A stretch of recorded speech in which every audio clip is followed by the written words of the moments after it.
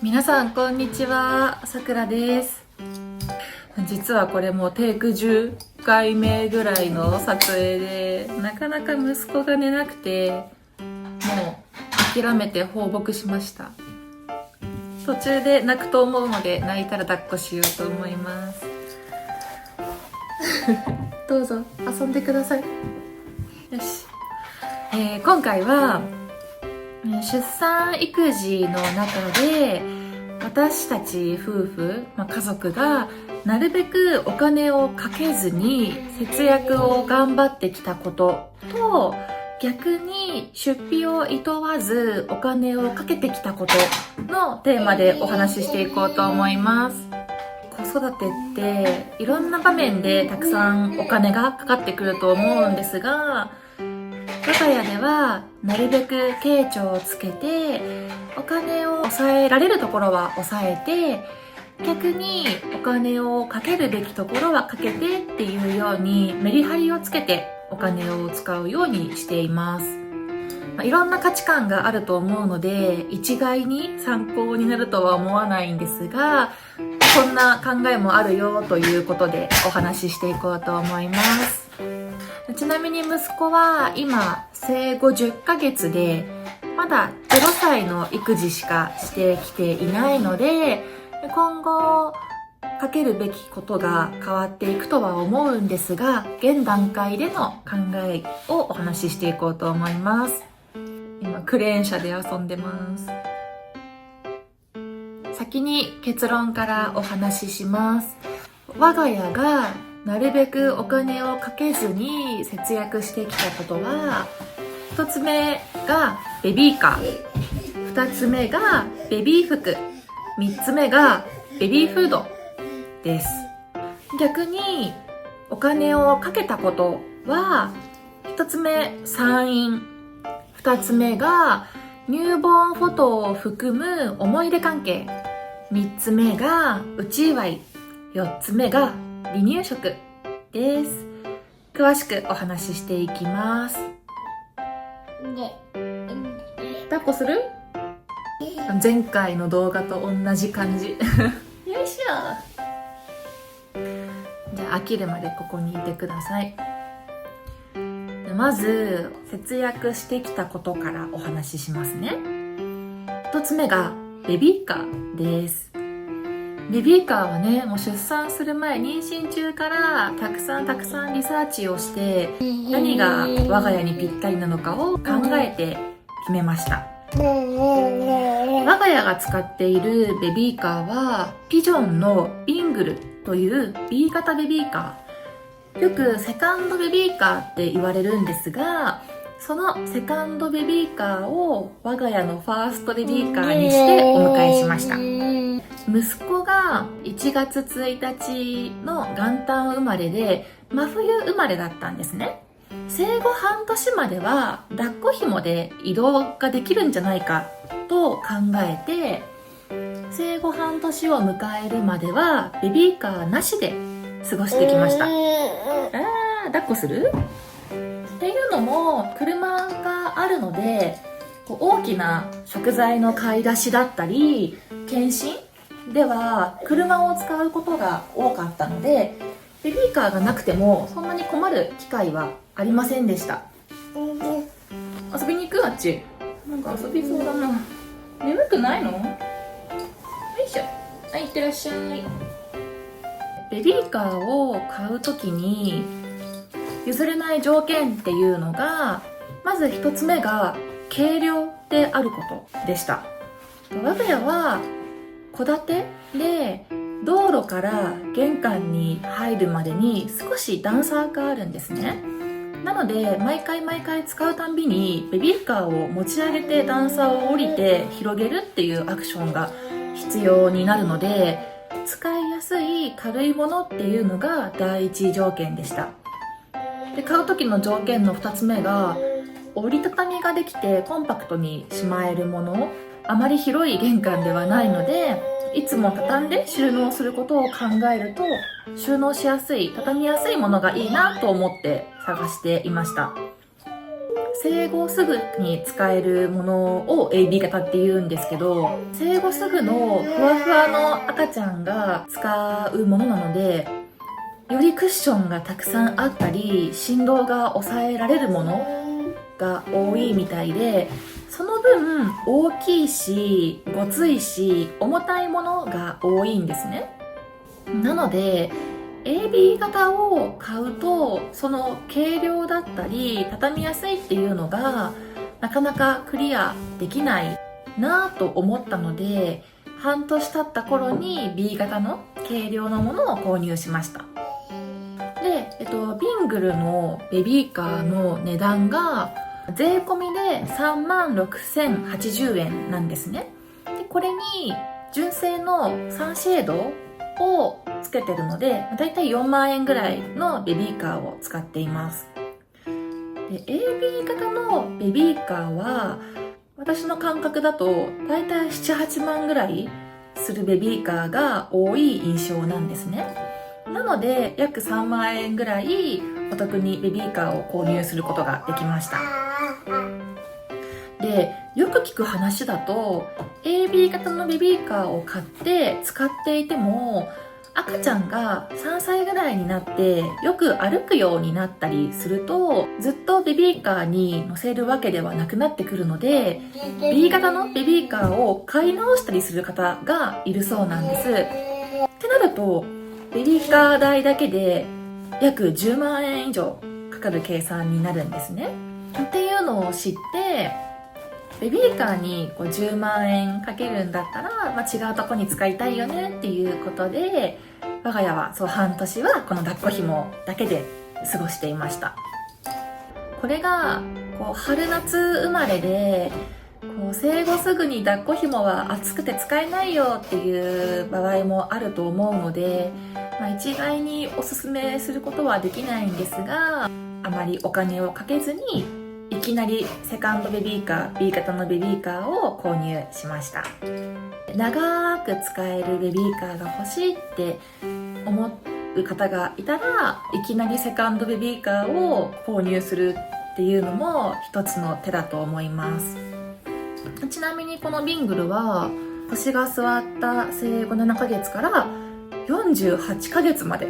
使えるベビーカーになっているので、当分はこのベビーカーを使ってお出かけをしようと思います。2つ目がベビー服です。で、これ誤解してほしくないんですが、別にお金をかけたくないから安い服を買ってますとか中古の服を買ってますっていうわけではなくて、本当に着せたいお気に入りの服をきちんと厳選して適正量を持つということを心がけています。私のチャンネルで一番よく見られている動画がコスメ動画なんですけど、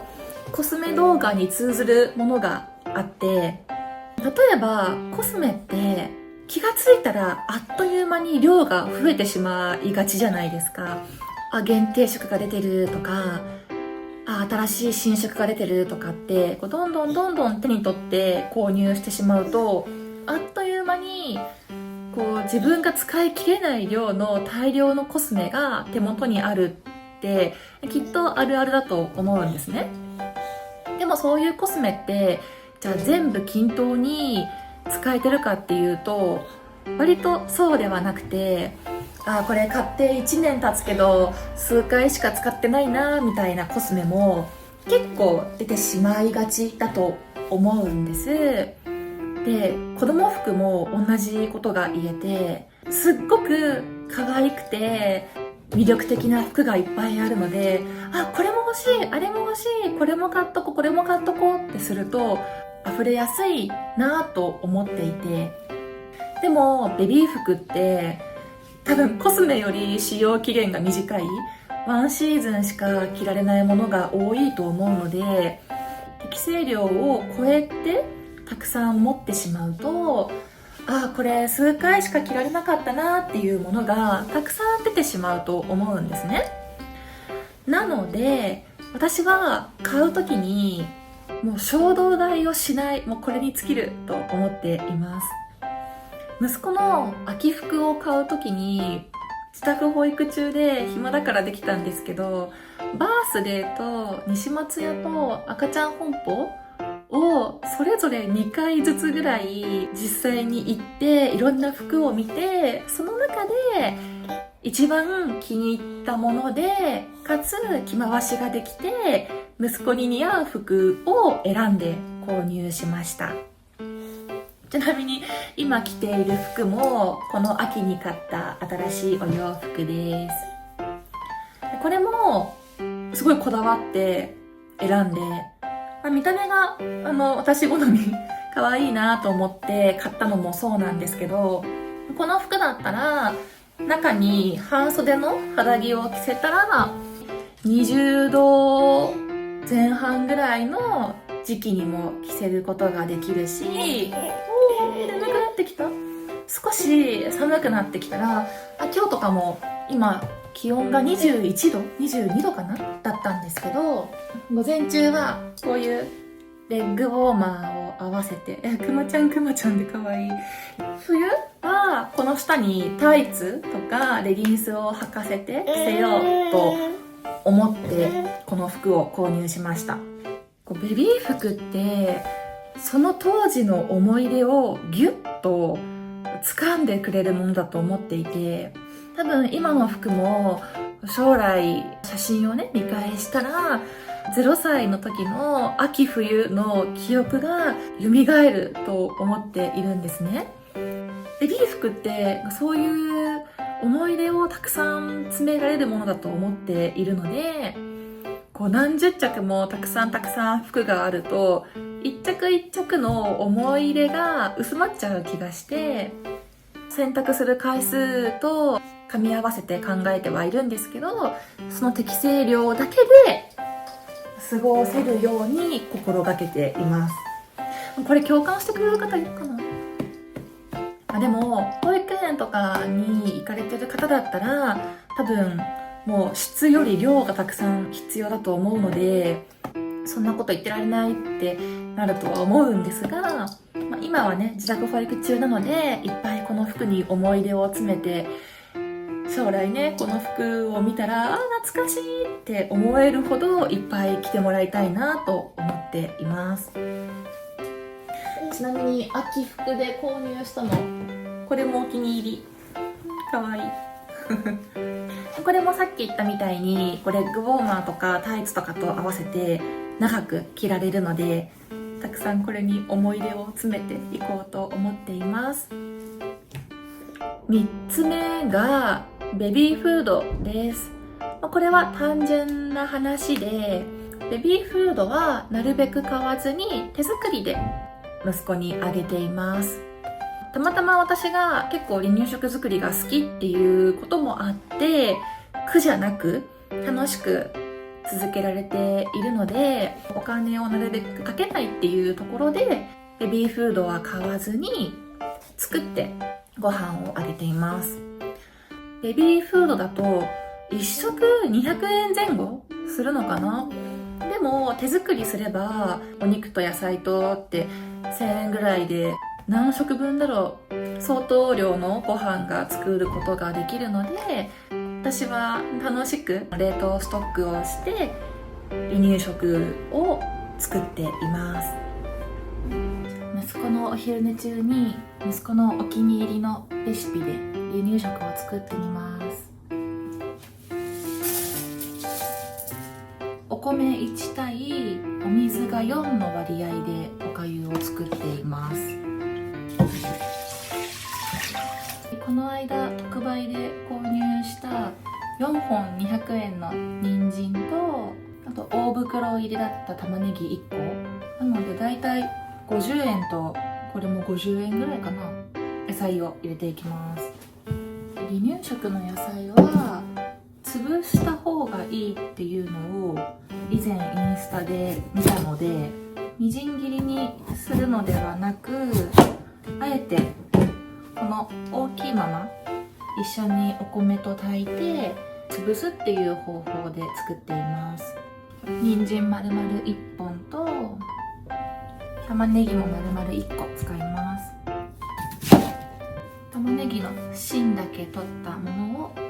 そのまま入れます。で、今日のお肉は牛ひき肉を用意しました。なるべく鉄分をたくさん取ってほしいので赤身肉を用意しています。小松菜は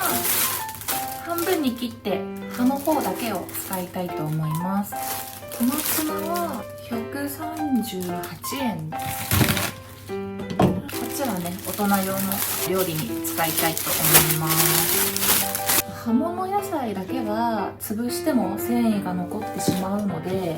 今回は小松菜だけ頑張ってみじん切りにしていこうと思います。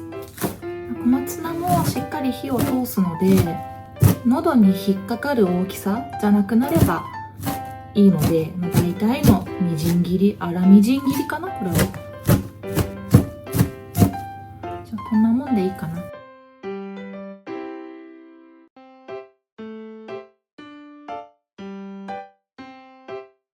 ちは炊飯器がないのでお鍋で炊飯をしています。だいたい30分ぐらい火にかけてしっかり炊いていきます。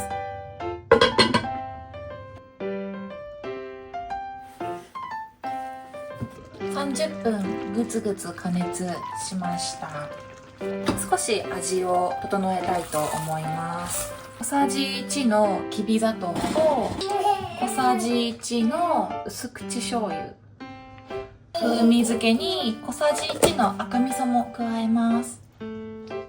醤油にはアルコールが含まれているので1分ぐらい加熱をしてから蓋をして火を止めます。で、残った水分をお米が吸うので粗熱が取れるまで置いておきたいと思います。粗熱が取れたので潰していきます。少し食感があった方が美味しいので粗潰しぐらいで潰していこうと思います。今だいたい1食で 150g 前後食べるようになって、以前はこういう小分けにできるトレイを使っていたんですが、もう1食で何ブロックも食べるようになって、これだとちょっとタイパも悪いのでダイソーの 100g 入るこの容器に買い替えました。これはそのまま解凍してお皿としてご飯をあげられるものなので、洗い物も減るという点でこれすごい買ってよかったなと思っています。 100g 詰めて冷凍します。何食できるかな。結構できるよね。なんか私は朝昼晩でなるべくメニューは被らないように意識はしているんですが、結構同じ料理を毎日あげちゃっています。ちなみにこれは赤ちゃんビビンバって呼んでいます。赤ちゃんビビンバ好きだよね。これだけの冷凍ストックができました。この 100g だけだと足りないので、これに白米をプラスしたり、おかずをプラスして少しボリュームを加えてあげています。ちなみに今ストックしているのは、こっちが今回作った赤ちゃんビビンバと、あと白がゆのストックと、かぼちゃの肉そぼろ、ぶり大根、鶏もも肉のひき肉とお野菜のおかゆのストックをしています。飽きないように 4,5 種類の離乳食はストックするようにしています。この3点が私がなるべくお金をかけずに節約してきたことでした。逆に出産育児でお金をかけたことっていうのももちろんあって、1つ目が産院ですね。出産する時の病院選びには、お金をかけました。私は無痛分娩で出産をしたんですが、結構無痛ってリスクもある出産になっていて、安心して産める環境がいいなということで、一番いいなと思った産院を選びました。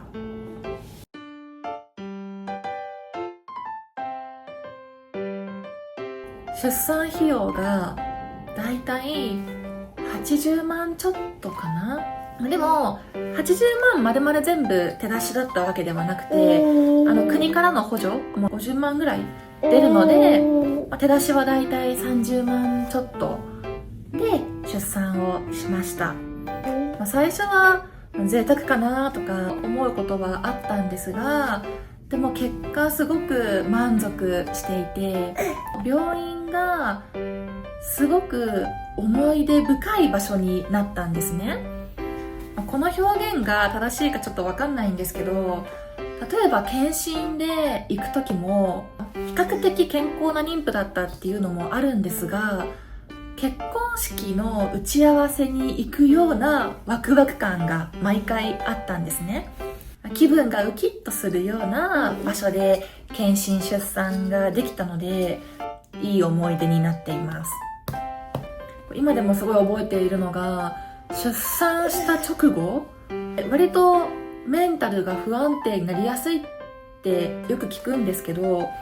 私は産んだ直後すごい幸福感に包まれて、幸せだなーってひしひしと実感できる入院生活を送ることができて、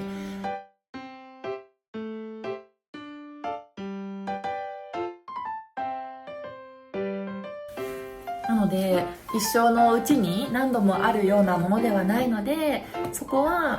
お金をかけてよかったなと感じています。2つ目が入門フォトを含む思い出関係です。やっぱ思い出に残るものはお金をかけようという精神で入門フォトを撮りました。だいたい4万円ぐらいかかったのと、プラスで写真のパネルを購入したので 4,5 万円ぐらいかけて入門フォトを撮りました。これがその入門フォトのパネルになります。やっぱこの時の小さい姿をきちんと写真に収めることができて、すぐに目に留まるところに置くことができているので、やってよかったなと感じています。いつか息子に思春期が来たら、この写真を夫と見返そうねって話しています。ちなみにこのエコー写真を持っている写真があると思うんですが、息子は実は渓流流産の診断から始まったんですね。これもいつか動画で話したいな。誤診だったのかな。そういう壁を乗り越えてきちんと誕生してくれて感慨深かったので、このエコー写真を持たせて写真を撮りました。これはすごい宝物。やってよかった、本当。入門フォトに限らず、今後も節目節目で写真は撮っていきたいなと思っています。3つ目が内祝いですね。内祝いはもうすごくシンプルな話で、やっぱお祝いをいただいた方には内祝いという形でお返しをしてきました。で、同じ時期にお祝い事が重なった友達にはお祝いをし合っているので、内祝いは出さなかったんですが、それ以外の方はもらった日付ともらった品物をメモしておいて、忘れずにきちんと内祝いは送るようにしていました。やっぱね、お祝いの気持ちをいただいたので、感謝を示す意味でも必要経費ということでしっかりお金は使ってきました。全部でだいたいいくらぐらいになったんだろう。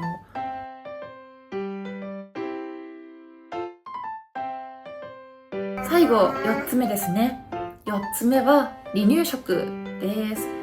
ベビーフードは買わない分、手作りする離乳食の食材にはきちんとお金をかけて、お金をかけるってほどでもないんですが、旬の食材だったり、チャレンジしていない食材を把握して新鮮なものを購入して食べさせています。で、ありがたいことにたくさんご飯を食べてくれる赤ちゃんなので、作りがいもあるし、すごく楽しく離乳食ライフは送れています。これはね、両親の努力関係なく、食べる子は食べるし食べない子は食べないと思うので、私の努力がどうのこうのっていう話ではないんですが、よく食べてくれるので、しっかりタンパク質や野菜は国産のものだったり、新鮮なものを選んであげるようにしています。以上が0歳育児をしている中でお金をかけたことと、なるべく節約を頑張ったことでした。逆にね、こんないい方法がありますよっていうのがもしあったら、ぜひコメント欄で教えてください。最後までご視聴ありがとうございました。少しでも参考になれたら嬉しいです。次の動画でまたお会いしましょう。